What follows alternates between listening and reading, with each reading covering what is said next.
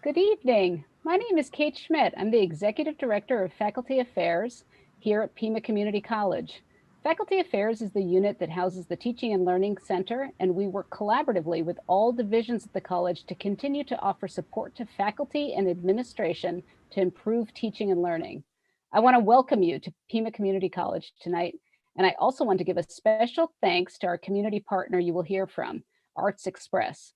Arts Express has dedicated itself to building a better community through arts education and musical theater and programming for over 35 years in our Southern Arizona community. I'm here tonight with my colleague, Josie Milliken. She's our Faculty Senate President. Josie? Thank you, Kate, and welcome to our third cross-discipline conversations series event, Theater Spotlight, Blurring the Lines Between Industry and Education. The cross-discipline conversation series is supported by the Faculty Senate and the TLC for the purpose of sharing faculty projects and programs with other faculty and administration while fostering collaboration and cross-discipline work at the college.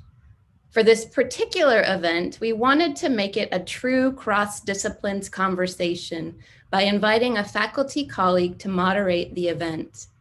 When chatting about whom to invite, Kate and I immediately thought of Terry Filipowicz. Terry is instructional faculty at Pima. She currently teaches communication, but has also taught journalism, digital arts, and technical writing.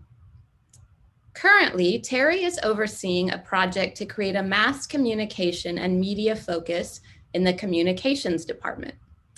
Until 2019 and joining Pima full-time, she was acting president at a book publisher with a niche in gifted education and psychology. Most of her career has been in television, the majority in news, as a writer and producer. Her calling is all things media, communication, journalism, and writing. In addition, Terry did theater in high school and after college and has had her share of Sprite and pretzels at cast and crew parties. While she loves to tap dance and Irish dance on stages, her theater work was always backstage because she likes lurking in the wings and she can't learn lines or carry a tune much anyhow. And I doubt that, Terry, but that's Terry's own little descriptive phrasing right there in the end. So thank you so much, Terry, for moderating this discussion. I don't know, you have not heard me sing. I'm not quite so sure about that. So a couple years ago, a friend of mine was performing in Secret Garden and talked very highly about the production. And I said, I'm gonna go watch that. I'm actually gonna go to that production. So I'm sitting in the audience, I'm flipping through the playbill and I see a name that looks familiar, but I'm not 100% sure where I know this name. So I look deeper into the biography and I see, this is Chris Will. This is the new faculty member, another coworker of mine at Pima Community College. So as Josie so wonderfully introduced me, I'm Terry Filipowicz, and I'm also joined by some amazing people in theater, including Chris Will, Andrea Pratt, Karen Wiese, Andrew Gray, and Allie Devaney. And I want to hear first from Chris, because I want to hear about the production that you're working on now. And I understand that you're going to show some video or some photos of that. Chris? Yeah, thank you. Thank you so much. Yeah, I was like, hey, I've done the Secret Garden before. And then you said that's what, so that was lovely. Yeah, we've got a video, a little sneak peek. This will be the first time that the public has seen any kind of footage of the show. And it's a bit of video from the show and a little bit of backstage. So I'm going to share my screen, make sure I'm sharing sound, which I am. And see if this works. Oh, don't need that.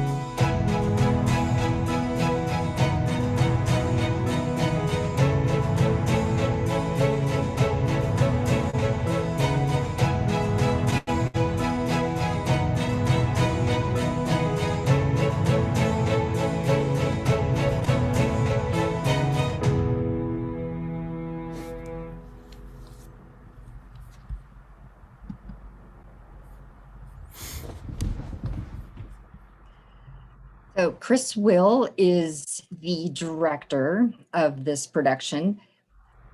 How did this collaboration begin between you and Arts Express? Yeah, that's a great question. And in fact, the collaboration started before I even moved to Tucson. I don't know if Karen remembers.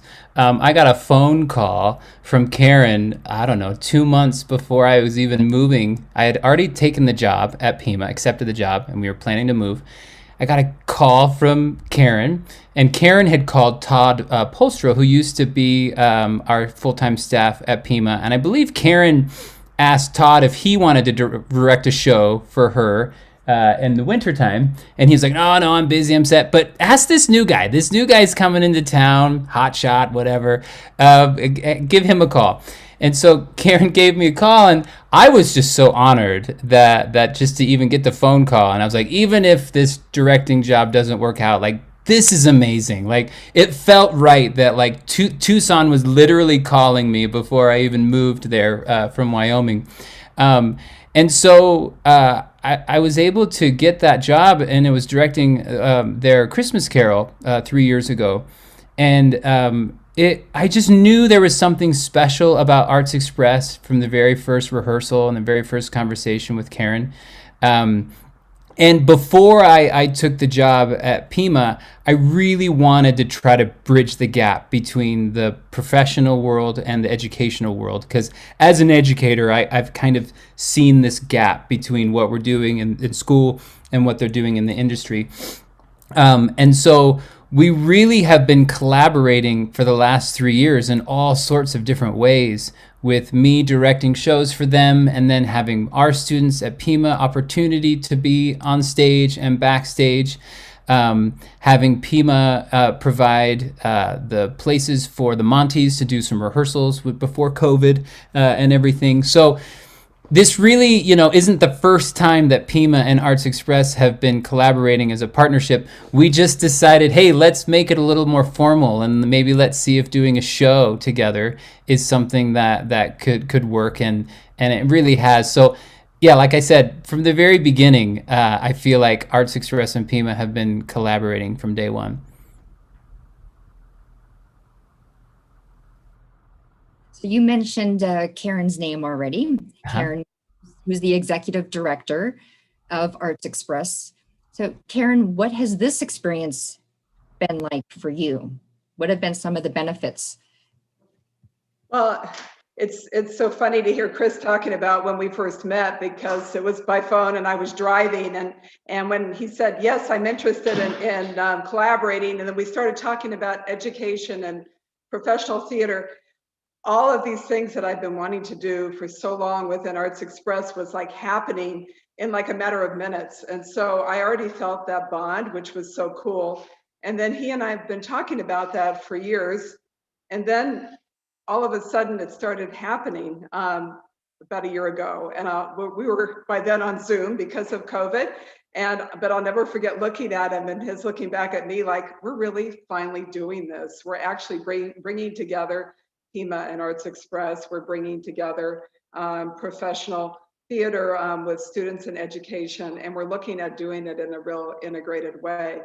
So through that, it was just so cool to be able to evaluate the risks, the opportunities together, to do that during a time that was so challenging for all of us during a pandemic, and to figure out how we can make art happen during that time. It's just going from that, the steps that you have to go through with any businesses coming together, but then once you start making it happen, then the magic starts happening, and the collaboration starts happening, and you start realizing that this is going to be something bigger than either one of our organizations. And that's where we are now, is presenting that out to the community. So we were super excited and honored to have collaborated with Pima Community College, but also to be able to be delivering this this weekend, this show. So Andrew Gray is playing El Gato. And Andrew, we would love to hear what your experience has been like. Has it been different working with students? Did it meet your expectations? Tell us what the collaboration's been like for you. Thank you, Terry. It really exceeded my expectations, to be honest. I mean, Karen and Arts Express dove into COVID feet first. I mean, they really head first, really, with Sweeney. And Chris was part of that. And I knew that they had done that successfully, and they had done it very well. And so coming into this, I knew that there was this whole environment of respect and, being COVID aware, and yet still being able to maintain this, this successful theater rehearsal process in a show that really does not lend itself to social distancing.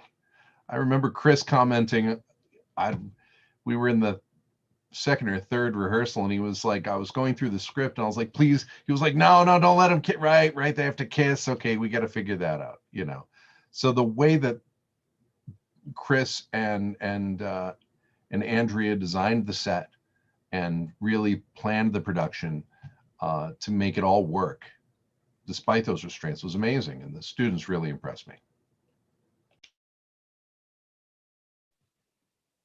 Well, and you just mentioned the name Andrea Pratt. So, Andrea, what has it been like to work in this type of production between two different organizations? How has that influenced how you teach students tech?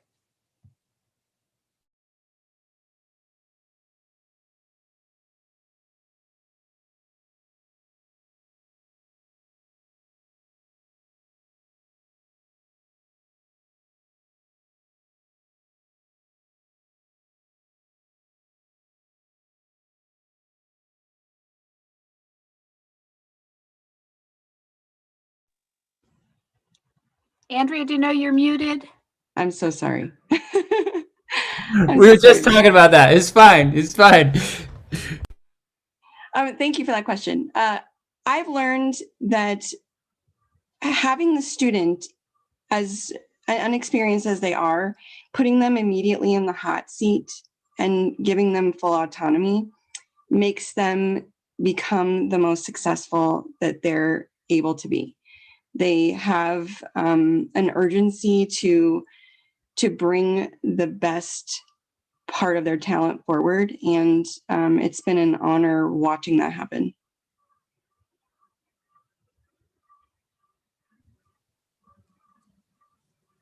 Which obviously means Allie Devaney is a Pima Community College student, or actually you're a recent graduate, correct? And not at Pima yet. oh, Haven't graduated college yet, but yeah. So tell us what this was like working with Arts Express. What was your experience like? It was great. I think it honestly has really matured me as a person, because you're brushing shoulders, well, not literally because COVID, but you're getting the opportunity to work with people who have had so many theatrical experiences. Like, I know Andrew's like done opera in, several parts of the world. And I think that's honestly my favorite part, is just getting to know the people individually and just knowing that there is that respect there, and just having an understanding and being able to create such a magical experience together, because you're all there to create something great. And I think that is my favorite aspect of it.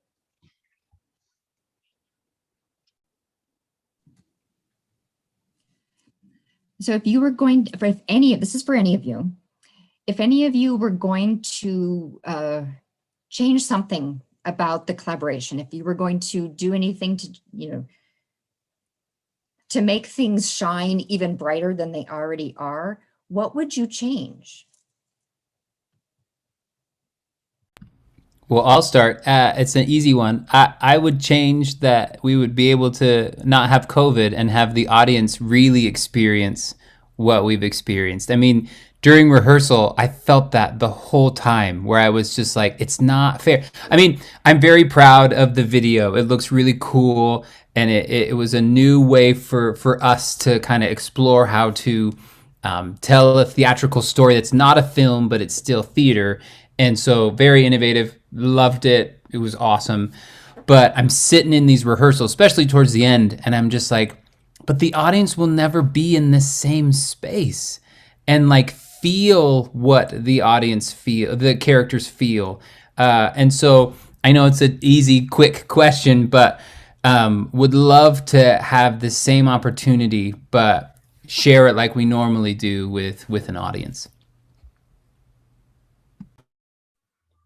This really brought me back to the beginning when I first started theater, because the reason I started is because I loved the audience. Even though I do backstage, I love to feel the audience.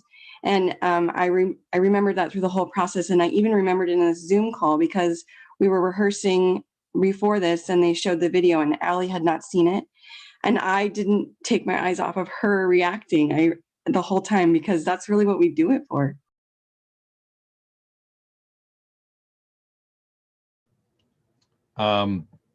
I would have loved to have had found a way to have live musicians.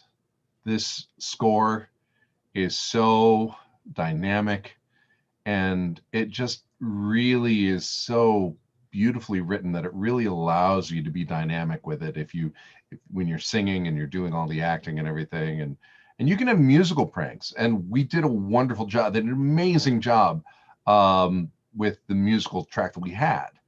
But having live musicians, pardon me, there makes a huge difference. And again, darn you, COVID, but yeah, audience, it would be great to, maybe redo this. I mean, I chose my background because I didn't know if you guys were ever going to get to see this, but this is that set, and the pass under, being able to use this so that we had shots from both under and above in order to maintain social distancing was brilliant. Andrea did a great job with this design, and it was so clever, and it worked so well. Yeah, so that would be my wish, would be just being able to get live musicians in there. Yeah.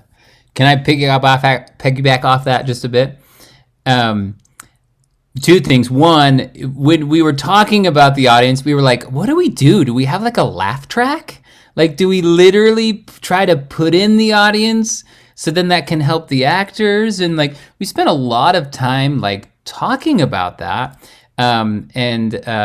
We ultimately decided not to, and you see it, because we were like, no, they'll laugh when they have the experience at home, right? And with their friends, and we didn't want to like, because it's not that type of show where it's like, it's not manufactured. This is all organic and this is all real. And I have to agree with Andrew 100%. What I love about the video that we just watched is the very end, when you have Andrea's original drawing that she sent me months ago of the set and how it morphs into the real set. I've watched it like 50 times, and like I can't stop watching it, because I think it's a metaphor of what we do as artists, where it starts small on a piece of paper and in a few artists' minds, and then it becomes real, and like it's so much fun to be part of that process. And I think for me, I had a lot of ideas of the show and what it could be, and what I thought it could be and what I didn't want it to be. But the show didn't start until I saw Andrea's picture, and she just texted it to me, and I was just like, that's it. And like everything from there kind of built around that. And it's fun when stuff like, and it sometimes it's costumes, sometimes it's set, sometimes it's like, but for us it was that drawing. And I saw the show, and it's so cool how our entrances aren't from like stage left to stage right. Like literally the actors are coming up and down, and it's just so innovative. And I just want everybody to know that, like, for me, that picture really started everything for me. And it was just a unique opportunity to play with that. Yeah, when Chris is talking about, do we have a laugh line or do we have applause? It made me think about, as a producer, what do I look at? And not only do I love the rehearsals and the rehearsal process and seeing it come to show, which I did get to see through all this, but I also really love talking to audience members after they've seen the show. And it just kind of struck me with all of this is, we're not going to have that.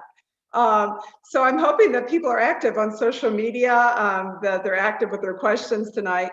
I just hope that we can figure out ways, as we always do, to communicate, because that's really important, not only as organizations, but as individuals and as for the actors as well.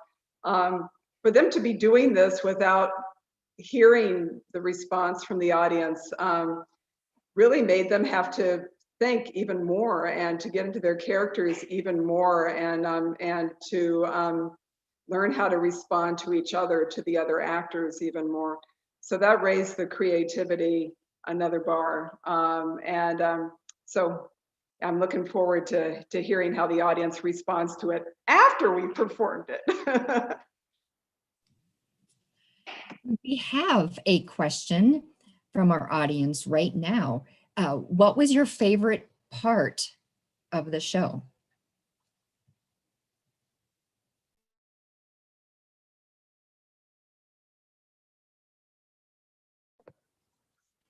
Is it just the show in general or like the process of being in the show?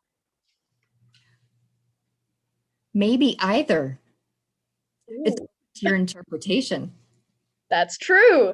Our creative Well, for me, I really enjoy the more tender moments of the show where like not a lot was going on. Um, like the very first song is very like calming, and I love being able to take in the space and take in just everything that's happening around me. And it's sort of a moment to just breathe and get ready to tell this amazing story. So that's personally my favorite. I have two favorites. I'm going to say them both. My first favorite is teaching. I just love seeing the students succeed, especially in this production. The circumstances were so different, and they had a lot of, roadblocks in front of them, but they just continued to persevere, and they did an amazing job.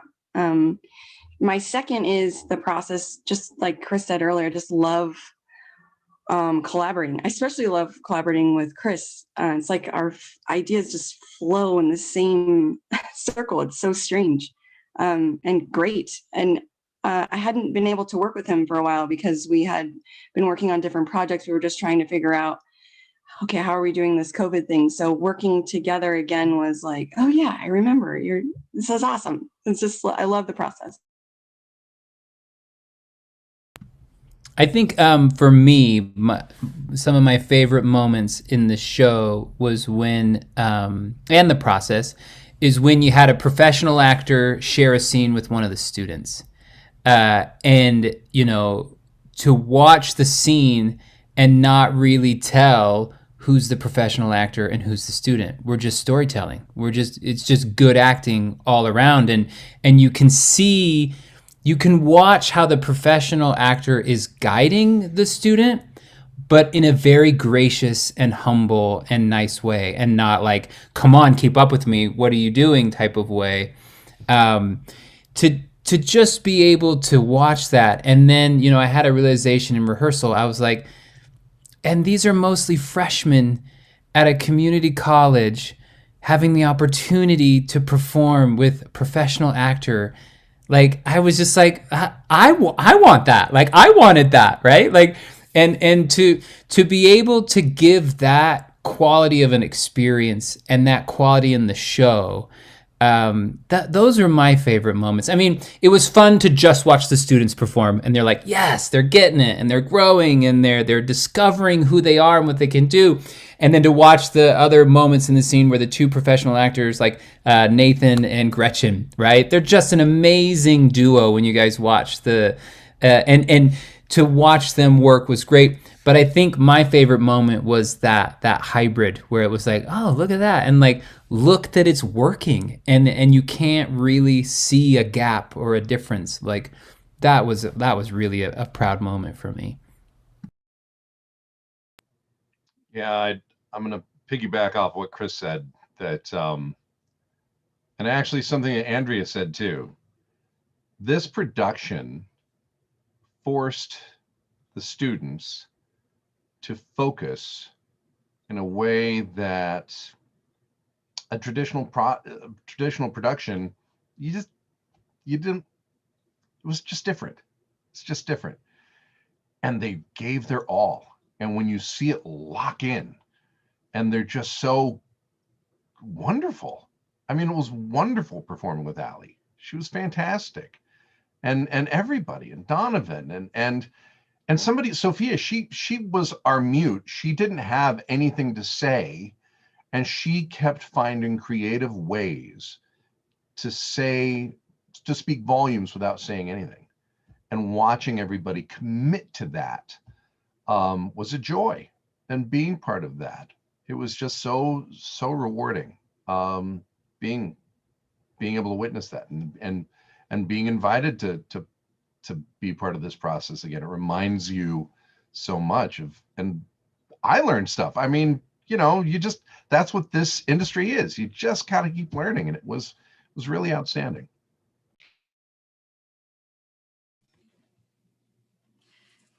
One of the themes that I heard in several of those answers was the idea of mentorship, the idea of relationships. So what statements can any of you make about these opportunities now that students and the professionals already working in the field are having now for mentorships? How is that relationship symbiotic?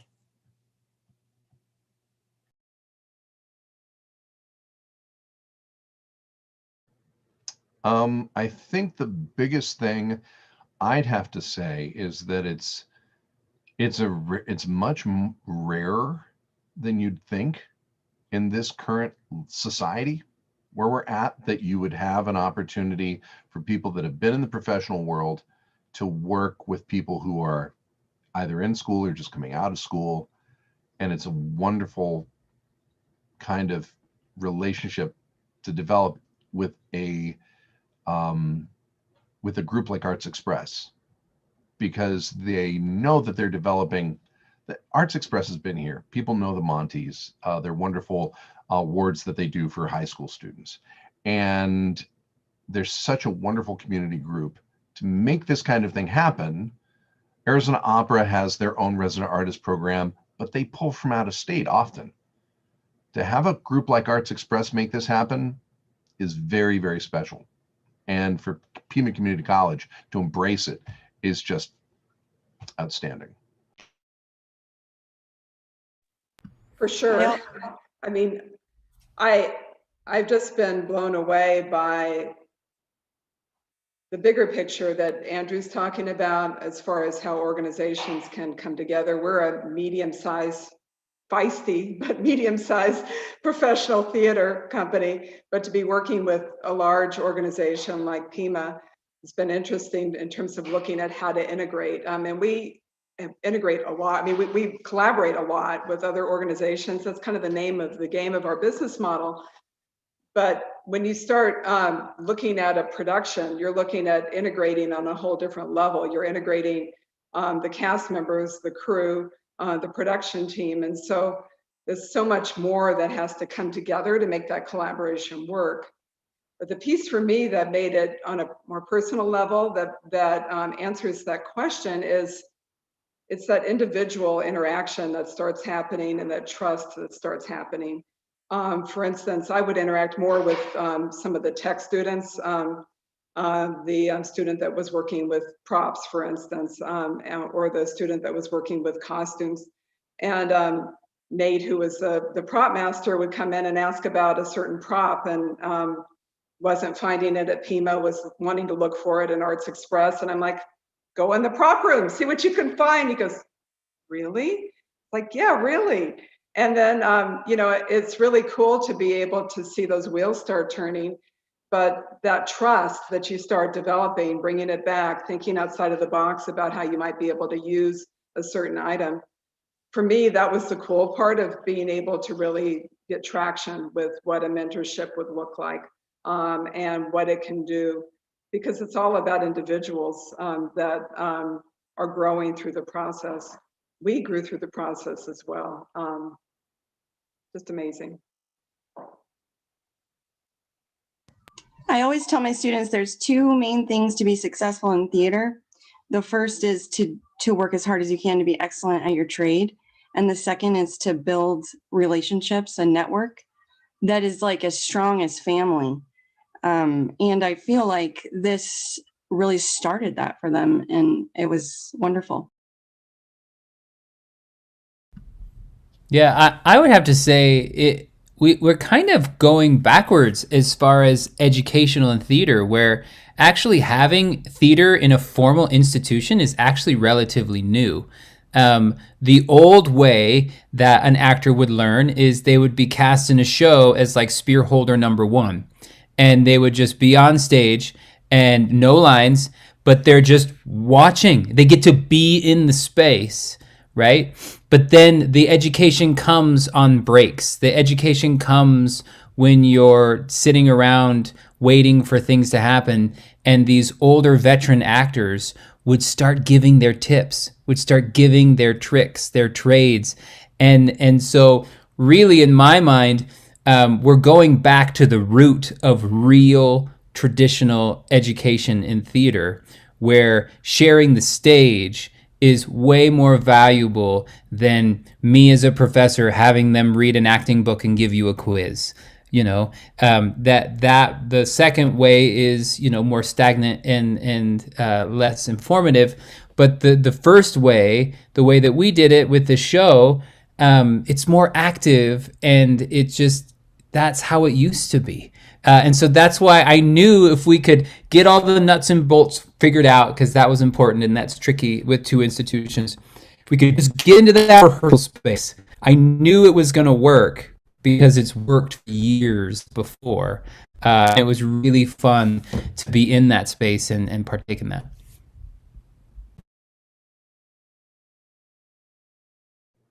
Something I'd like to just comment on, just that struck me as surprising.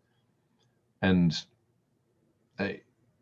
again, this is something that I really have to credit Andrea and Chris for, is that we were in our production, and unlike other things that I've done, the students primarily, unless we were on break, stayed off their phones. They were watching what we were doing. I was on stage and I'm like looking around, and people are just, and I mean, it's amazing. We had a young man who, Ian, he was one of the cover, he was word perfect when he came in, and he was one of the understudies. And it just blew me away. The dedication that everybody had was just incredible. And I don't know if it was entirely, I mean, part of it's COVID. We all knew this was going to be a challenge, but it was really impressive.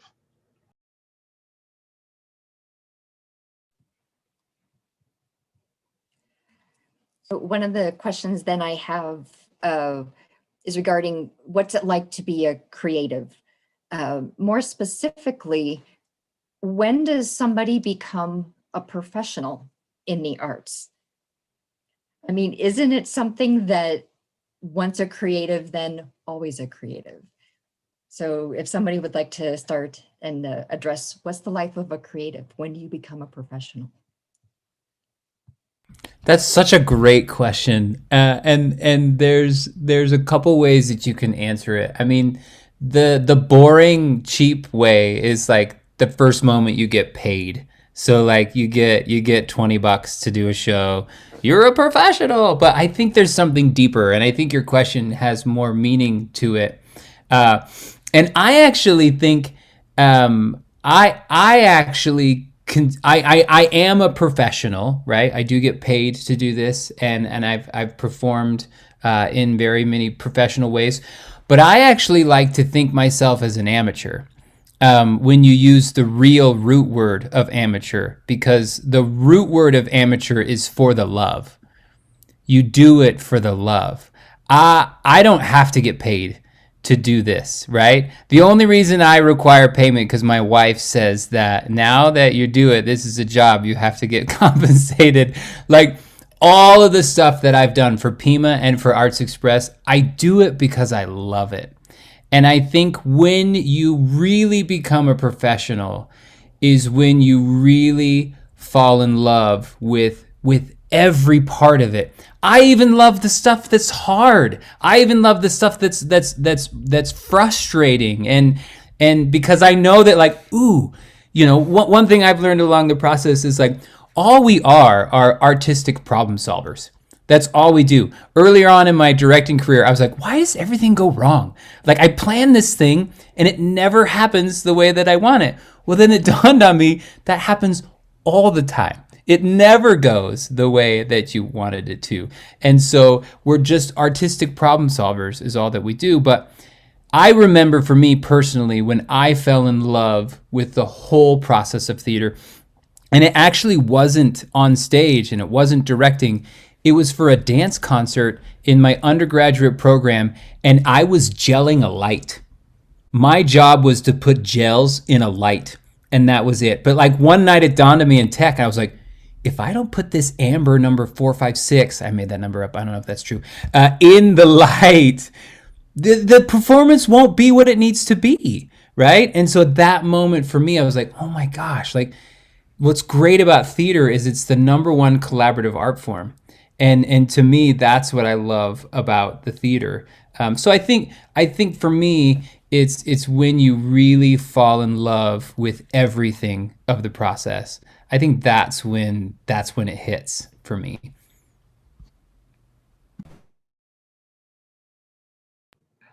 I would have to second everything Chris just said. Plus, the very first time you leave an IHOP at like 3 a.m. after a tech rehearsal, like that's when you've really been burned in. When your shoes, like you wake up with your shoes on, that's definitely a moment where you realize you are in it to win it. Yeah, there's a point where, as a professional, you realize that you are wholeheartedly taking responsibility for every detail you can. That is your job. And you're doing your best to love and forgive, because things never go exactly to plan. But you're in it for the love, and you're in it because people walk out different than they came in. It's a very important thing. The ancient Greeks used to consider astronomy and the arts to be two sides of the same coin. And the astronomy is that it's the study of large things in outer space, and the arts and music are the study of great big things inside us. We do this because we need it. It's not something disposable. Art is something ingrained in us for thousands of years. And so when we take it that seriously and we think about the healing that happens when they come to see a show like ours, that's it, you know. And to be able to do this and be able to make money and be able to live doing this is an amazing thing. I agree with everything Andrew said. And I wasn't quite sure how to answer this question because I wasn't sure if I could consider myself a professional. But for me personally, it's just about the passion. Like once you've dedicated your entire life to doing this because you love it, that for me is where I'm like, okay, I need to find a way to make this my career, something that I can live off of. And I just, if I'm able to get to that point, I think it's going to be amazing to be able to have a career that I am both passionate about and also keeps food on the table. So, yeah. This topic is so important to me. People are born creative, but they learn how to be professional. And as teachers, it's important that we know that, because being creative can be hard. Like I'm choking up when I'm speaking. It's a feeling type of personality, and you have to really learn how to channel that and make it a productive part of art, and learn how to market yourself and be confident in yourself and understand how to make your ideas come to life. It's a process. It takes a long time to learn. Taking that to another level as well, for me, with looking at Arts Express and what we were going to do through COVID, you know, we did a lot of things last year just to kind of make do. But then we finally had to get to a point where we go, why are we doing this? Okay, there's a pandemic going on. That's a big deal. But then you also have to go, well, what's our role during this time? And this is the second career for me. I was a hospital administrator for many years. I've worked within healthcare. I know how serious COVID is.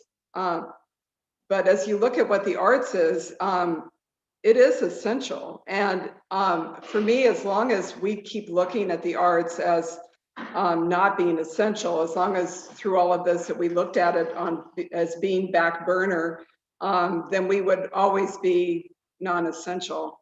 And so it was important for us then, it's important for us now to continue to innovate, to be creative, to look at ways that we can safely but do what we do and continue to deliver the arts to our community and beyond.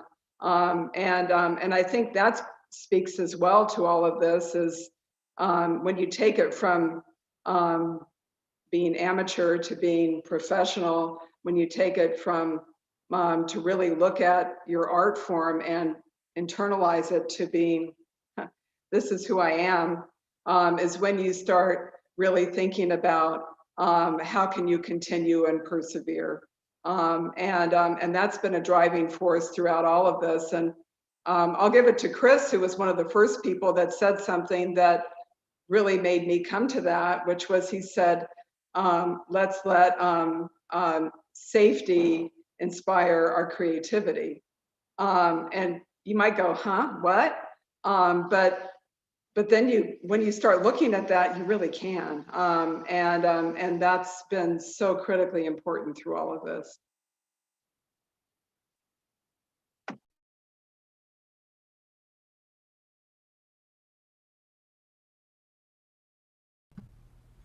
Yeah, I mean, it's you know, when the pandemic hit, we had new given circumstances, and especially on stage. I mean, the biggest two were you have to stay 6 feet away and you have to wear a mask. You're like, okay, so like Andrew was saying earlier, you know, we're taking away the kiss, we're taking away the slap, we're taking away all this like close physicality. And we're taking away one of the most important parts of the actors is their face, right? To not have any other, you know, because that's where the emotion is stored in places. But you know, you're just like, okay, just add that to the given circumstances, and you can still be creative. I had a teacher once say, there's always room for you to be creative, no matter how tight the given circumstances are. So no, even the smallest of picture frame, a picture can exist, right?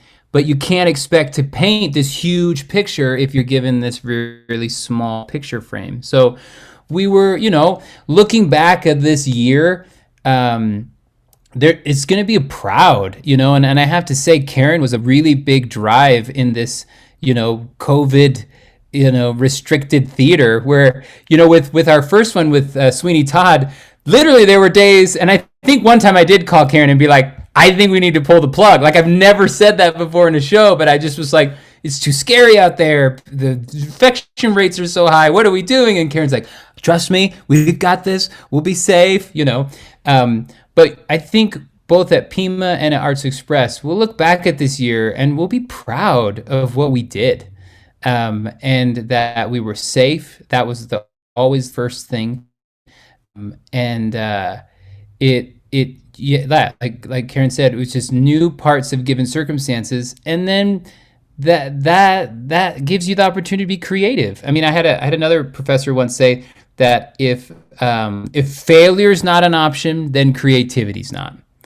And so we could have totally failed in all of our productions with COVID, but we are artists, and I liked what Andrea said too. We're all creative. Everybody's born creative. Everybody uses their imagination too. It drives me crazy when people just limit imagination to artists. We use our imagination to cross the street. We see what it would be like. Will that car hit us? No, I don't think so, right? Like, so definitely there were opportunities for us to fail this last year, which gave us ample opportunity to be creative.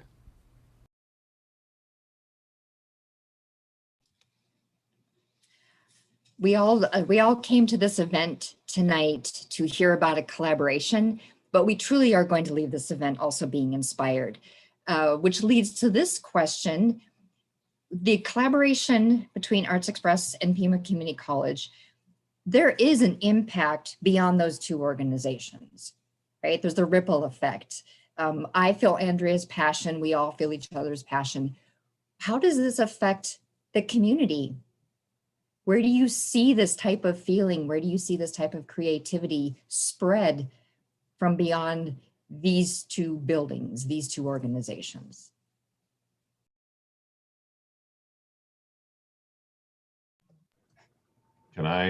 I'll go ahead. I really think that in between Arts Express and Pima Community College, something beautiful is really kind of starting to happen. One, Arts Express does a wonderful job of instructing their people and the teaching opportunities. And then Pima Community College has such a diverse base of students. I mean, it's incredible. So you're going to see people see potential. People who maybe haven't lived their dreams of being on stage. Maybe people that worked for a hospital all of a sudden want to get it back on stage and be in something like White Christmas or something like that. We'll see that opportunity. And it also gives the students at Pima who want to move ahead another stepping stone. Because when you graduate, it's terrifying. Because it's so easy to think, okay, which serving job am I going to take first? And then you worry about your auditions, you know? So yeah, it's one of those things. It's like they've got somewhere, okay, I know I can go here and I can continue. Yeah, I really do think that it just really creates a sense of unity in the community, because for me personally, it's easy for it to get kind of divided, like, oh, all these different theater companies, like these are professional actors, like they're only going to hire people who have been in like professional productions. But I don't really think it's like that anymore. Like doing these collaborations really, you know, like what Andrew said, really allows different kinds of people to come together to do the thing that they love, which is perform. And I think it's wonderful.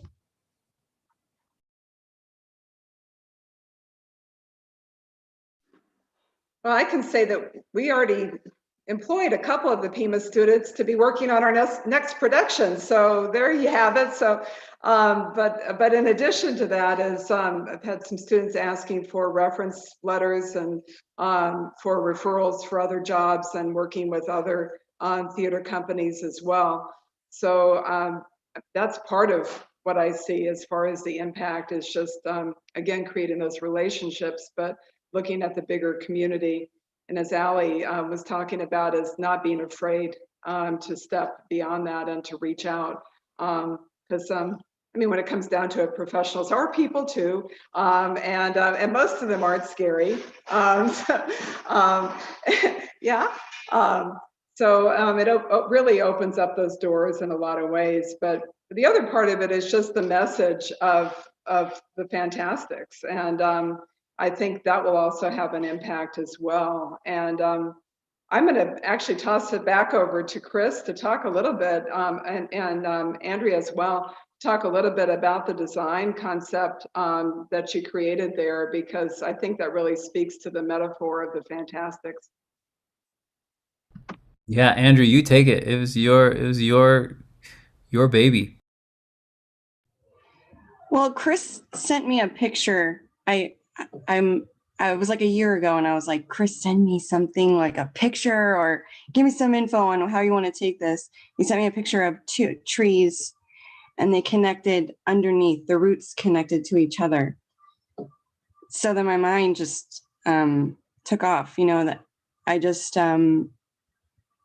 everything was connected, but at the same time, we had to create a space that we couldn't be together on. So it just sort of formed the roots underneath and just sort of made my brain make that picture.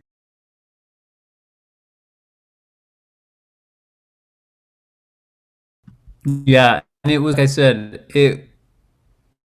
and I didn't even perform on that stage, but I feel like I did. But that what Andrea gave us as far as the space, and so the space is so important, and like that's what we're missing. We're not sharing the space anymore. We're sharing a screen, and we're sharing devices and whatnot.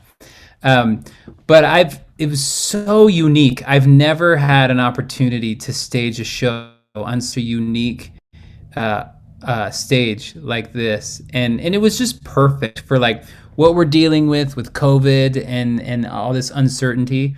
To give the actors that kind of unique space. It was a little scary at times because it's pretty high. And so the first time I'd always be like, okay, actors, just go walk up there. Don't even act. Don't even pretend.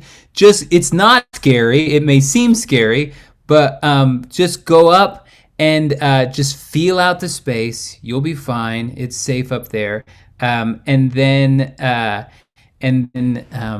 they totally got used to it. And Andrew was the best and the worst. Like, he was like hanging on a rail. And I'm like, dude, don't fall. No, we can't get hurt. But it just, you got comfortable up there. And, I teach in an acting class that the space needs to be comfortable for the actor so it can be dangerous for the character. But if you flip that, and if it's dangerous for the actor, it can't be comfortable for the character. And so the students and the professional actors definitely had an opportunity to do that. And we just want to say, this whole streaming thing has been so weird because we don't know how to advertise it and how to attack it. We're so used to like 2 weekends, get everybody to come for these 2 weekends and then go. But we do want to say that the streaming will be available this Saturday, March 27th. And you can get tickets through Arts Express's website. And the streaming bit, so here, we've all learned this. You have a year to buy the video. Then what, and Karen, correct me if I do this wrong, a year to buy the video. Then once you buy the video, once you click it to watch it, then you have 48 hours to finish it. It's not 48 hours long, so you don't need that. It's only about 2 hours. But that's always kind of confusing in the streaming world where it's like, wait, it says 48 hours. So 48 hours from March 27th, I have to watch it? No. You've got the whole year to purchase it. But then once you actually go in and press play, then you have 48 hours to finish it. Did I say that right? I said that right? Yes, you got it, Chris. That's correct. See? Yeah. But once we figure out how to do it, then we don't have to do it anymore. Yeah. Just buy it now. Right. We are unfortunately coming close to the end of our time together, regrettably. But as my final question, and then we'll conclude and say goodnight. Tell us one word, each of you, tell us one word that best describes your experience with this collaboration. One word. I'll go, synergy. I was going to say fluid. Heartfelt. Magical. Am I the last? Oh man. I wanted to cheat and be like, fantastic, right? That's been like the running joke. Like, oh, that's fantastic. Oh, get him in, because when the show closes, we can't use it anymore. I love all those words. I think those words are perfect. I think if I had to pick, I would say honor. It was an honor to be part of the process and to just be there. It was honor would be my word.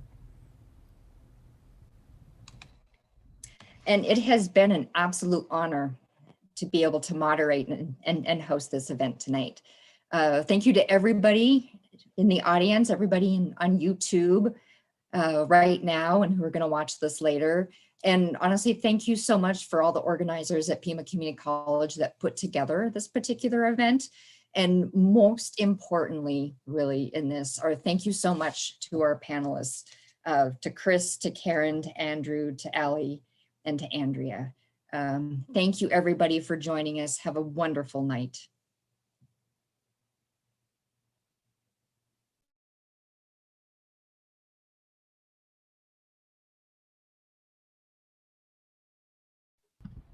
Yay! Oh man, you nailed that right at 8 o'clock, Terry. That's incredible. See, Chris, that's how you do that. That's how you, I don't know how to do that. I'm always like 15 minutes over. I say too much.